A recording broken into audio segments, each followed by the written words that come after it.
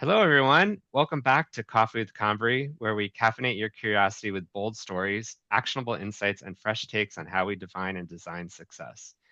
Today's guest is a dynamic legal mind mentor and award-winning thought leader in appellate and judicial review litigation. Please welcome Marco Falco, a partner at Torkin Manes LLP, distinguished University of Toronto alumni, and a group champion for diversity and mentorship in the legal field. Marco is more than a lawyer. He's a storyteller who translates complex legal battles into compelling narratives that resonates inside and outside the courtroom. As a chief editor of Torkin Manes LegalWatch, his insights have shaped the conversations on civil and appellate litigation nationwide. Recognized as a Lexology Legal Influencer multiple times and the winner of the Mondaq Thought Leadership Award in public law, Marco's influence exceeds far beyond his cases. Equally important is his dedication to the next generation. Through his mentorship roles at the University of Toronto and his leadership in diversity and inclusion initiatives, he is opening doors for students, emerging professionals, and underrepresented voices in law to thrive. So whether you're a student curious to explore law, a young professional navigating your early career, or someone who's curious about the impact of appellate advocacy, this conversation promises to inspire and inform. Marco, welcome to the podcast. Thanks so much for having me, Brian, and congratulations on the podcast. It's amazing. Thank you so much. It's such a pleasure to have you. I was really looking forward to our conversation today. So we'll start with some rapid fire questions. What is your superpower? I would say empathy, above all. Do you want me to elaborate, or are these? Go ahead. Sure. Oh, okay. Yeah, no, 100%. So I think as an LGBT gay man, combined with the fact that I did study literature and, I'm obviously committed to justice generally as a lawyer, I think all of those qualities have put me in backgrounds and contexts that are unfamiliar and that effectively allow me to have a degree of empathy towards different groups, diverse groups, historically disadvantaged groups, and otherwise, and not historically disadvantaged groups. But I would say empathy is probably my best quality. I don't know if my husband would agree. It's a good thing. No, empathy is good. I agree with you. That's an awesome superpower. Favorite subject in school? And it could be high school or university. It doesn't matter. I think this is obvious, but given the fiction behind me, English was my baby. BA, then MA, and almost did the PhD.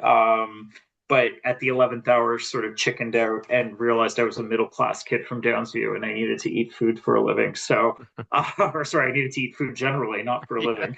And so as a consequence, I just to pursue law school instead after that. But my heart remains in poetry and fiction, which is where it has always been. Yeah. I love that. We all start somewhere with a first job. What was your very first job? Quite embarrassingly, perhaps as a gay man, but the men's underwear department at Eaton's Yorkdale. Eaton's no longer exists. Fantastic department store, but they clearly paid their employees too well. I was one of them. And I lasted there for a decade and some part-time while I was going through school. Actually, I still say to this day, it was one of the best jobs I ever had because there was interaction with different people. I made a lot of friends that are still lifelong friends who I see to this day that I met at the department store. It's a wonderful place to work. They really treated their employees quite well. But sadly, the Titanic sank. Yeah, it did. But yeah, I bet you did meet a lot of friends in the men's underwear department. That's a really great That's another start. podcast. That's another podcast. Absolutely. We all need underwear, so obviously. Yes. If you had to describe yourself in one word, what would it be? I think above all, curious. I love ideas. I love talking about ideas. I think that's why I sort of gravitated, and we can talk more about this later, but why I gravitated towards the areas that I did in the law. But the sort of philosophical underpinnings of political debates and legal debates and history and literature have always sort of had a tie for me, and I've naturally gravitated towards that. I love talking, I love reading, I love writing, And I feel like we're all lifelong learners, and Yeah. I never stop. I still, despite the fact that I have a very demanding job that requires me to read transcripts like for much of my day and draft facta and do all the sort of other things that litigators do. I still spend a lot of my time trying to educate myself, be it through foreign languages, be it through continuing to read fiction on the side and making sure that my brain is kept active.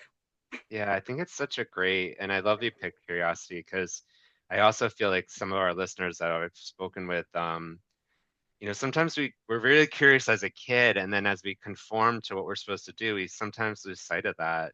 Yeah, if you remain curious, you can learn so much and be so much more open to new ideas, right? Without having to conform to the specific way to act or do or be. 100%. And law is very much like that.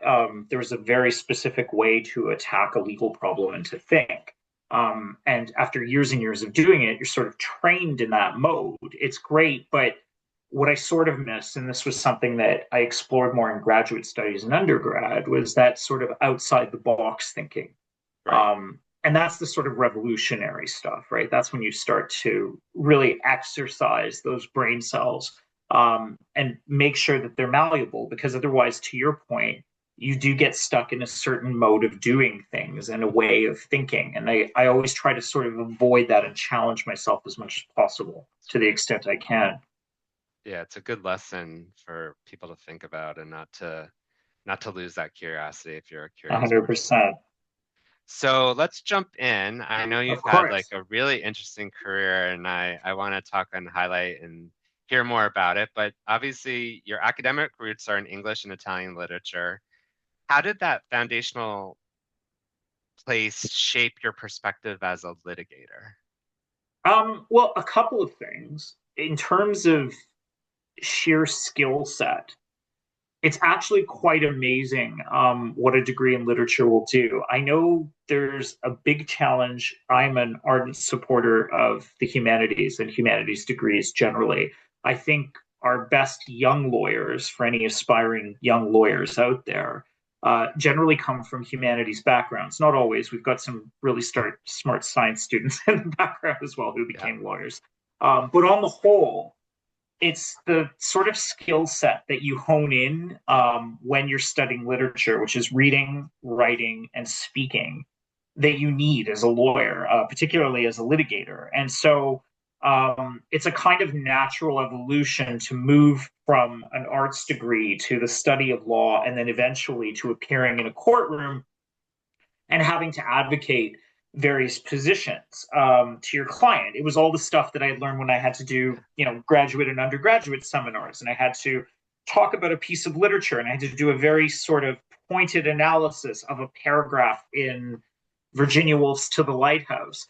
That's the very same skill set that you're translating into as a lawyer. You're now just dealing with judgments instead, where everyone goes to paragraph 55 of Baker in Canada, Supreme Court of Canada decision, and we all talk about what paragraph 55 means and how it applies to our client and why it's good, why it's bad, what's wrong with it, how do we need to change the law. So that, I would think, was the sort of major skill that I acquired as a result of studying literature and the humanities. I think the second thing, and this goes back to something I had said earlier, is empathy. Hmm.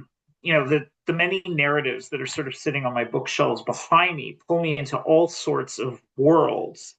And it's not so different from what I do as a lawyer. Every case I have is completely different from the one I just finished.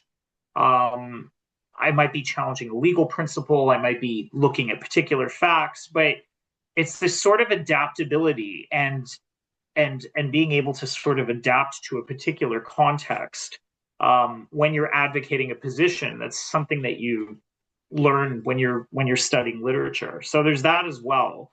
It's the sort of empathy branch, and then I guess the last thing is the ability to construct a narrative. Right. You learn a lot about stories and how they are told through generations when you study literature. It's much the same skill that you're applying as a lawyer. Now you've got a set of facts, and you have to weave those facts towards a particular end goal or position to persuade a very smart judge that you should be successful. And that involves the construction of a narrative, and a good narrative at that, which has to be well written, has to be persuasive. All of those skills, I would say, are things that, had I not studied the humanities, I probably would be lacking. Very interesting. Very interesting. Very insightful. Thank you for sharing that. No. Jumping into appellate law, which requires a unique mindset, what drew you to this field, and what keeps it exciting for you? I think the most exciting thing about appellate law is really the ability to shape the law. So the lower courts in Ontario and in Canada generally, the judges have a lot of cases, and they have very high caseloads, and they hear all sorts of things within a given day. But their fundamental exercise is to provide justice, and they do that by applying legal principles that have been established by the higher courts. So the higher courts sort of sit above them, scrutinize their work, and in the process develop legal principles. And that's primarily why I love my job, because I get to assist in steering the law that all the other courts are going to apply throughout the province in a particular direction. I mean, obviously, I don't make the decision, and I'm there to advocate a particular position. It's the judges that actually do make the law at the appellate court level. But it's something I've always gravitated towards. And again, I think it's the literature nerd in me, because it involves reading, writing, and really focusing on that. And it's probably, for young lawyers, one of the more exciting things.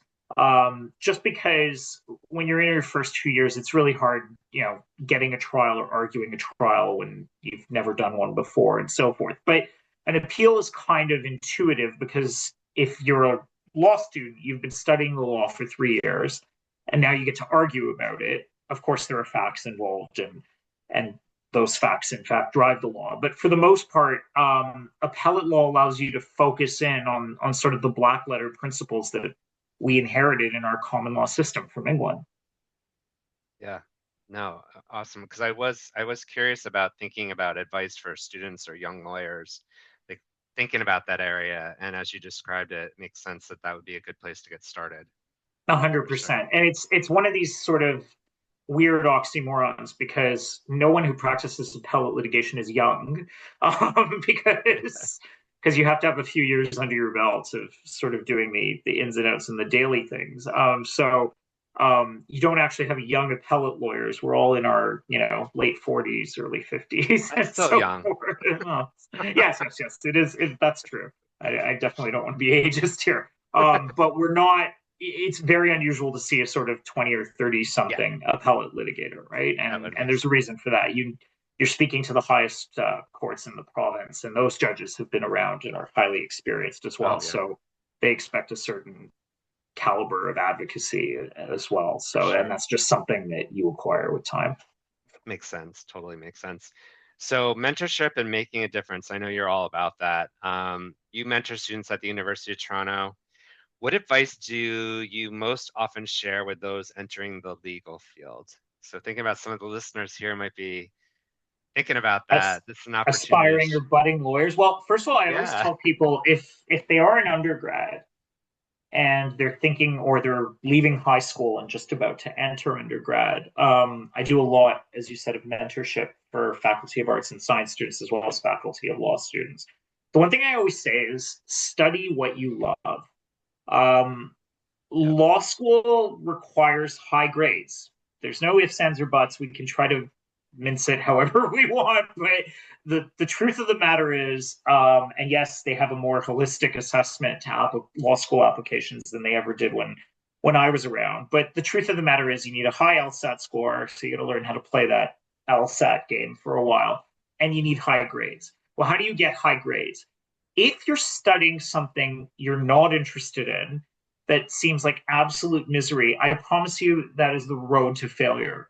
You will never be happy. So I frequently tell younger students, and this is the same advice that I impart on my nieces and nephews as well, which is to just pick a subject that you're actually interested in and say, could I pursue this all the way to the graduate level?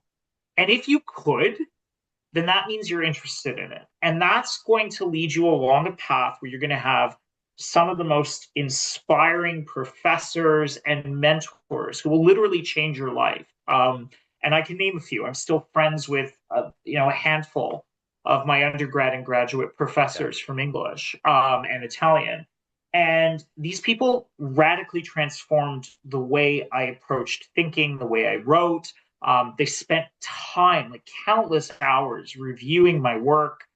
This is the pre-ChatGPT era. I appreciate all of that. But professors are still very much committed to that. And the moment you have an inspiring professor in a subject that you love, your life will change. The A won't even be difficult to obtain because you will pour your soul into whatever subject you're studying because you love it so much. So that's the sort of primary advice I always give people.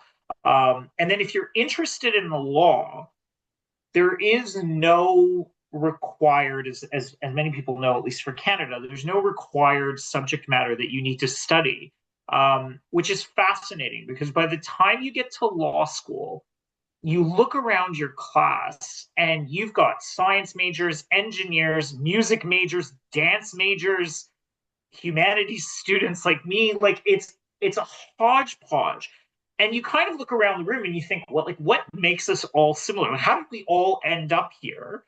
And a few reasons. One, we're obviously committed to the cause of the rule of law and justice, but fine, when you're young, you don't actually really know what that means all that much.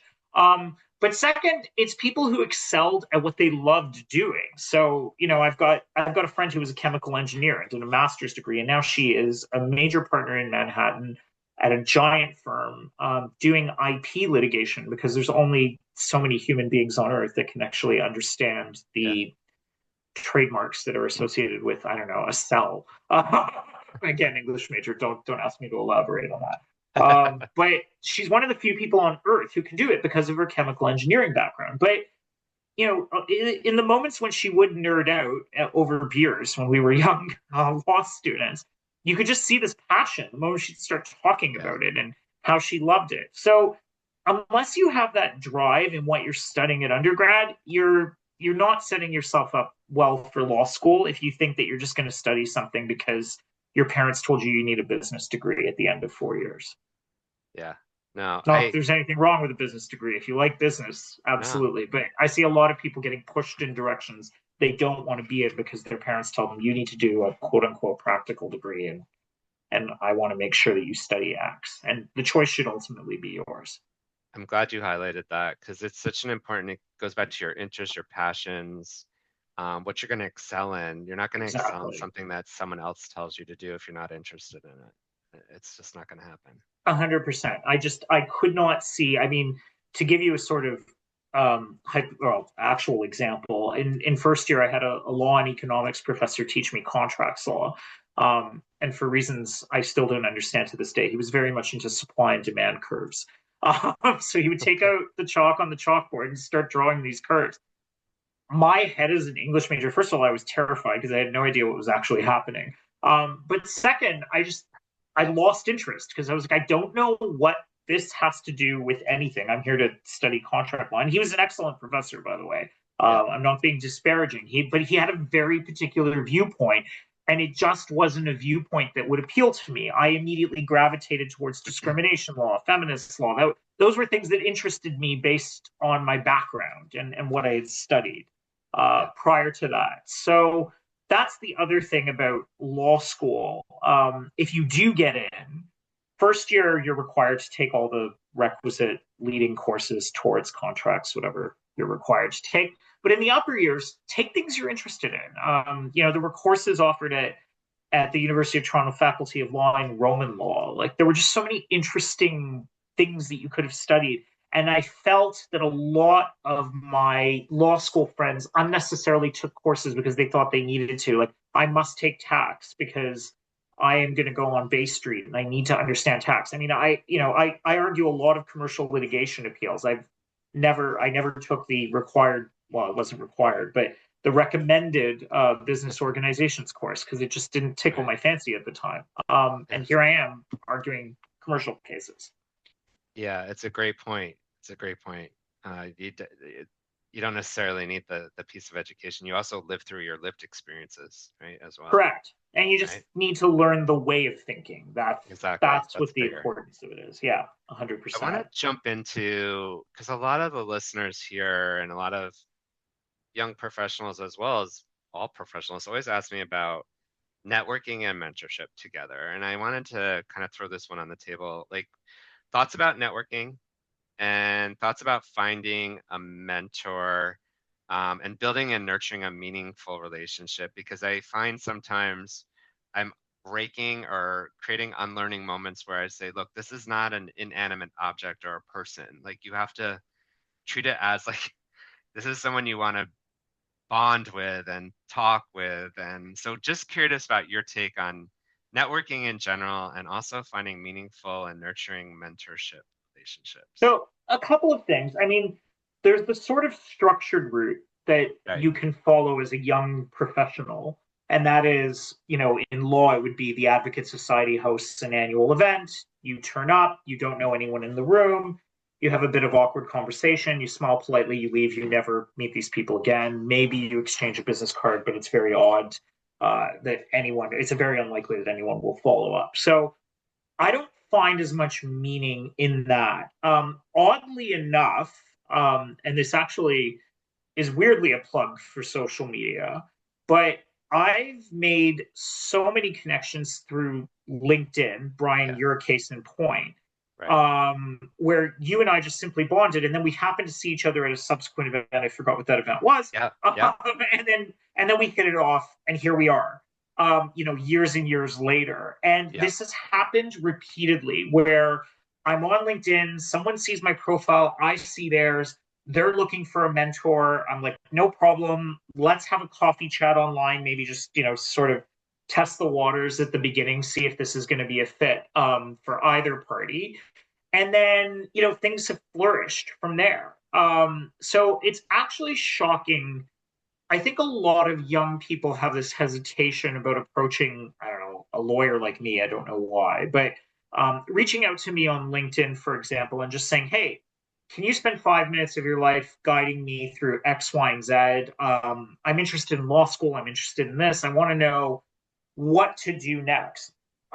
Most lawyers are actually very flattered that, a young person would even look at them as somewhat aspirational. So I always make the time. It's been something that I've pursued, but the number of connections I've actually made professionally on LinkedIn has been shocking. And that's both from a client perspective and from just a sheer profile professional building.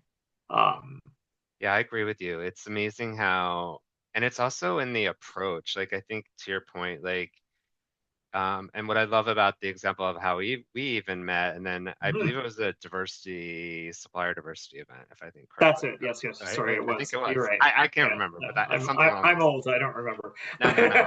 We're the same bucket. Right. And then, but organically, that's what the biggest question.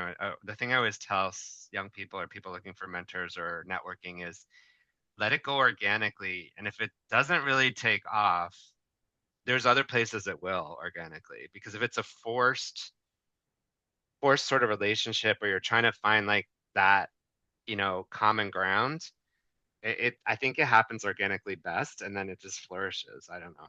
I tend to agree with you, and I think that's how it usually develops. I mean, there are some wonderful programs at my alma mater at the University of Toronto where I get formally hooked up with a student who's going to either an undergrad or at the Faculty of Law, who's seeking advice and so forth. And to your point, 9 times out of 10, it works.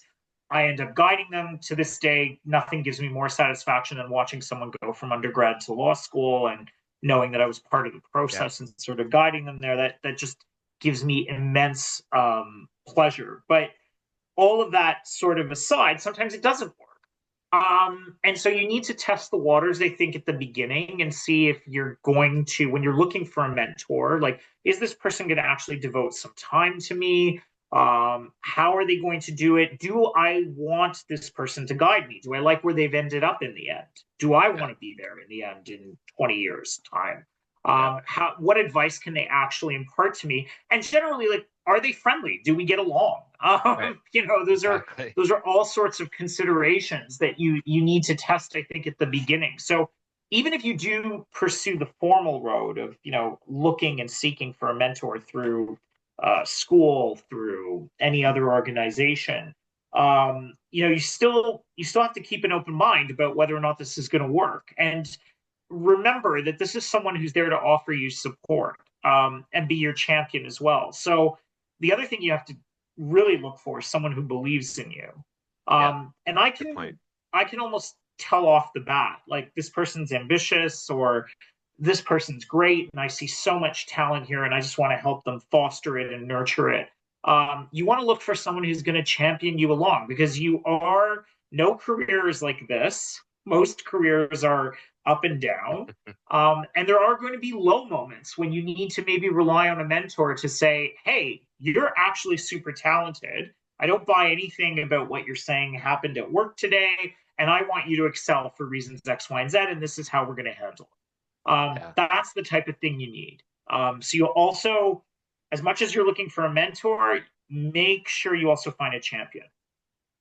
That's a big point. And I also wanted to ask you your own lived experiences with mentors as well. Like, sometimes one mentor can't be all things to that person, right? So what's your thought on having multiple mentors based on different experiences or different things that you're doing? That's 100% true. Absolutely brilliant. If we take my firm as a sort of case study, Yeah. um, there are different types of litigators immediately within my firm. Some are highly aggressive. Some are much more muted and reasonable when they appear in court or when they undertake litigation. Others are really good business developers, but maybe not as great in court.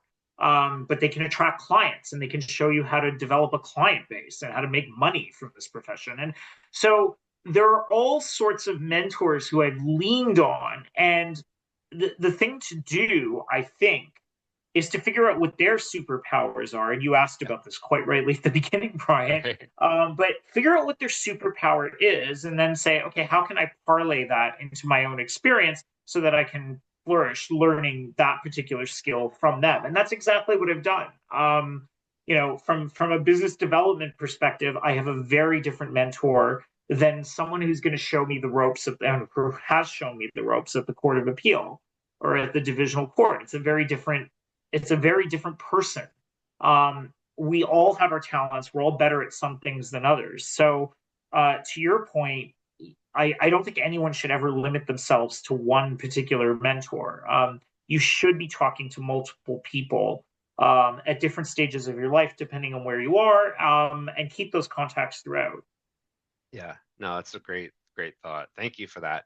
So, want to talk a little bit about diversity and inclusion and equity as part of law, future of law. As a proud member of the LGBTQ2SI community and a founder member of your firm's diversity and inclusion committee, how have you seen the legal profession evolve in embracing inclusion over the years? And yeah, what have you just seen? I'm curious.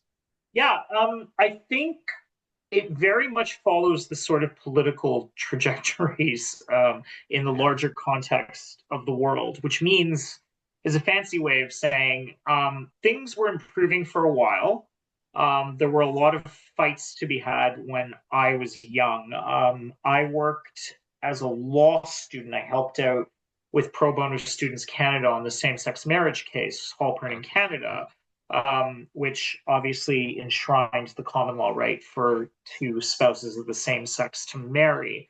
And I helped out with that. And I remember when did that happen? 2004, Yeah. 2005. It was a renegade idea. Canada was one of four countries, I think, on earth that was even contemplating same-sex marriage. It's funny because we all look back on it now, we think, well, what's the big deal? Like, it's been around for so long.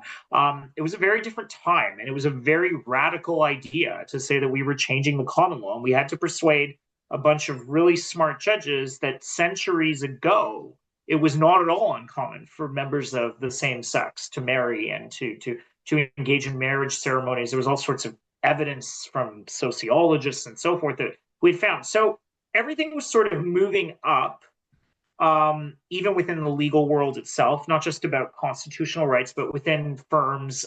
There was a sort of strong commitment to diversity and inclusion. I think things like George Floyd sort of propelled us to sort of have a reckoning within the legal profession itself and realize that we had to be more diverse. So things were getting better, but given current political climates, I think the challenges still remain, and nothing we do from a diversity perspective needs to be taken for granted. I'm also, as you stated, and like you, Brian, I'm unapologetically supportive of diversity initiatives. All this sort of anti-DEI stuff that's coming out of the woodworks now, I have no tolerance for it. It will not make our country great. I'm grateful that I'm Canadian and have the benefit so far of living in a country that still generally supports such initiatives. But it's something we have to consistently work on. And one of the ways that we do it, there've been a lot of New York Times opinion pieces that I've read on this. Yeah. But one of the ways that we do this is to emphasize not simply the diversity component, but the inclusion. Right.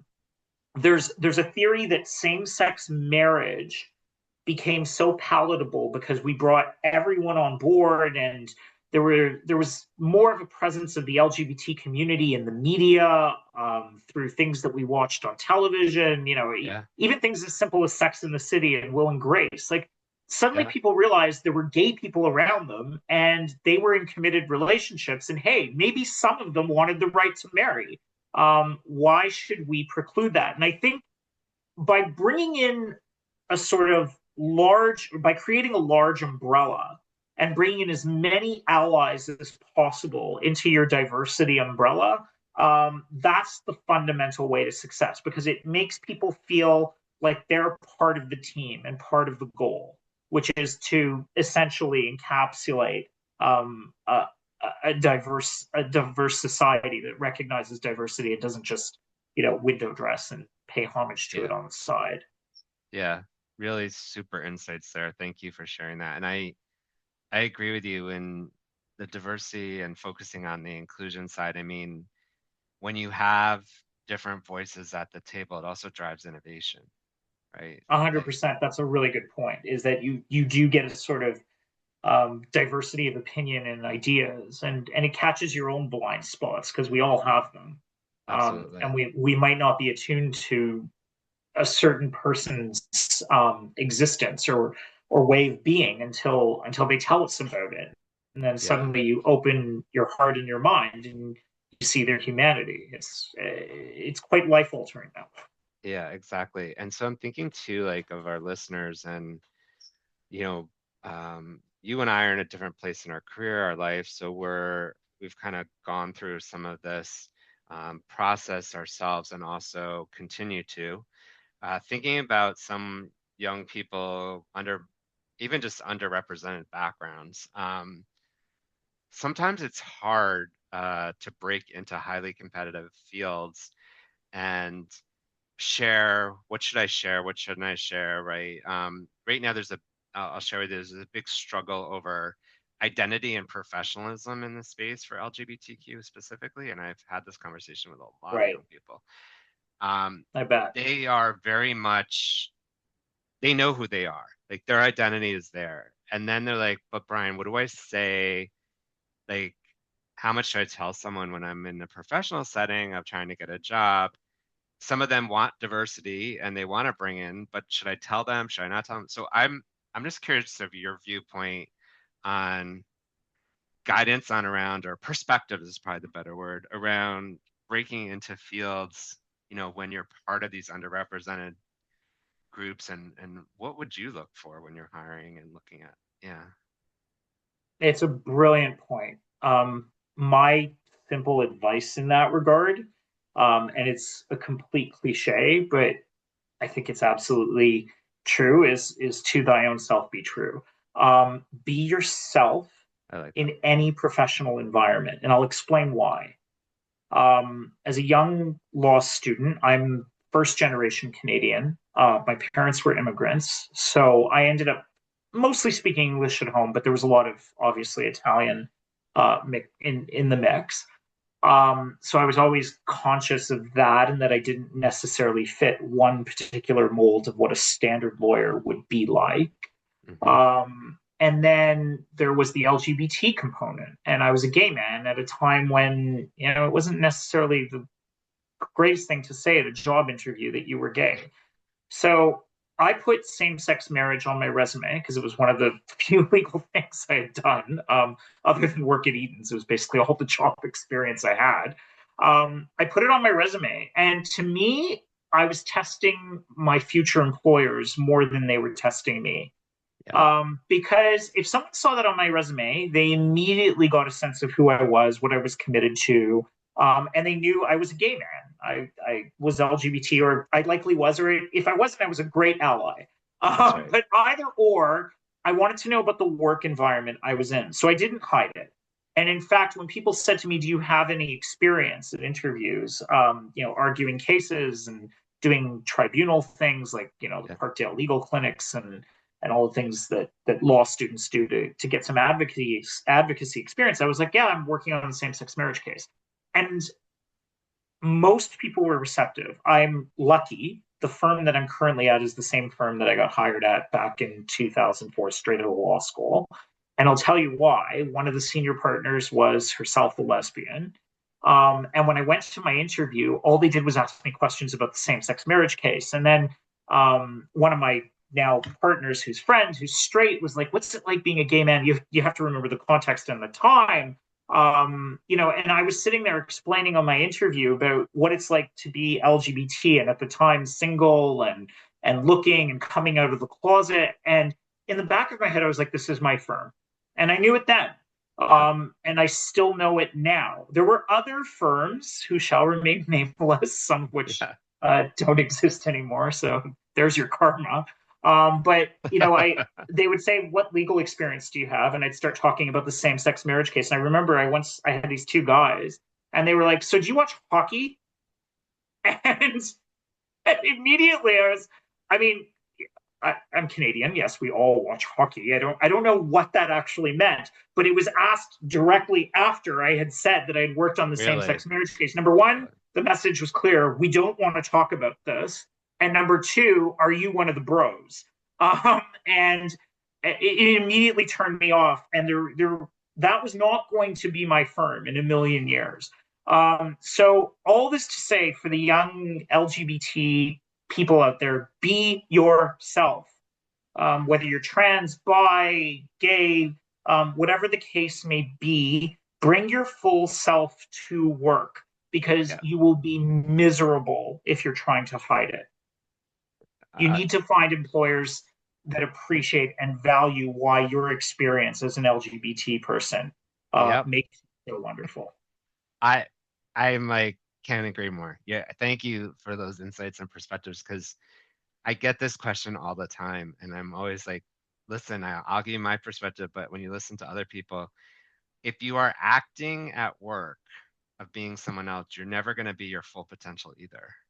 You're always going to be No, thinking in the back of your head, right? Like, oh, what if I come off to this or that or whatever, right. right?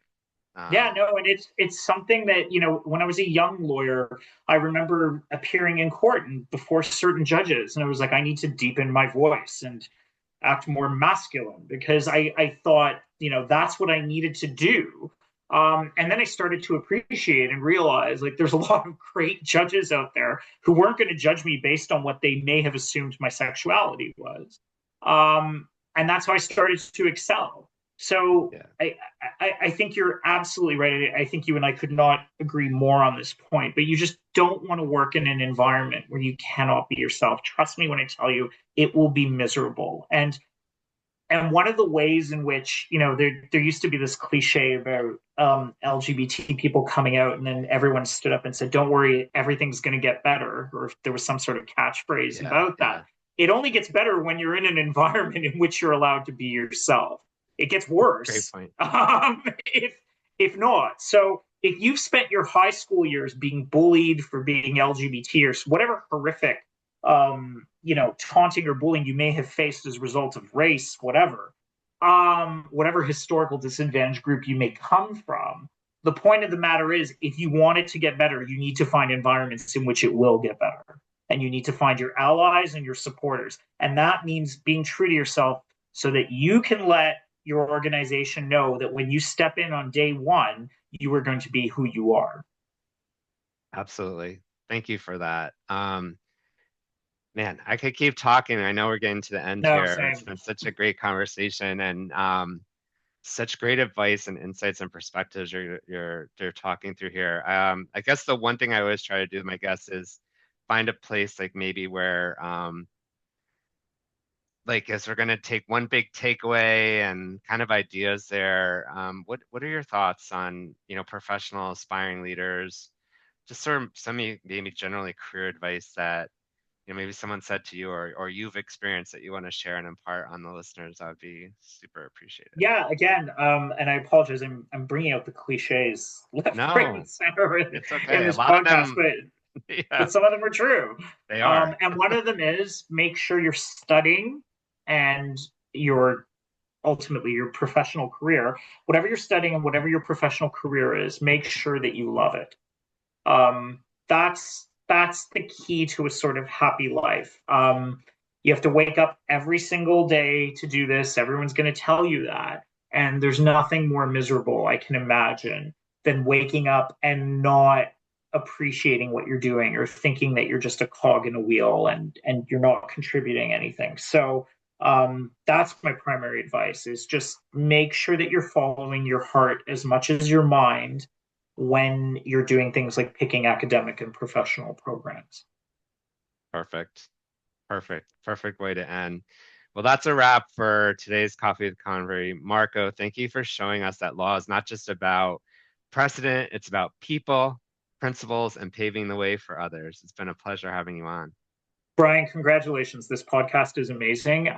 You're amazing, and I look forward to future conversations.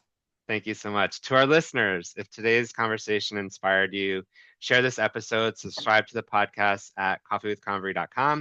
You can also follow us on Instagram for more stories behind the scenes and updates about upcoming episodes. This is Coffee with Convery, where we remind you that success isn't always about climbing the corporate ladder.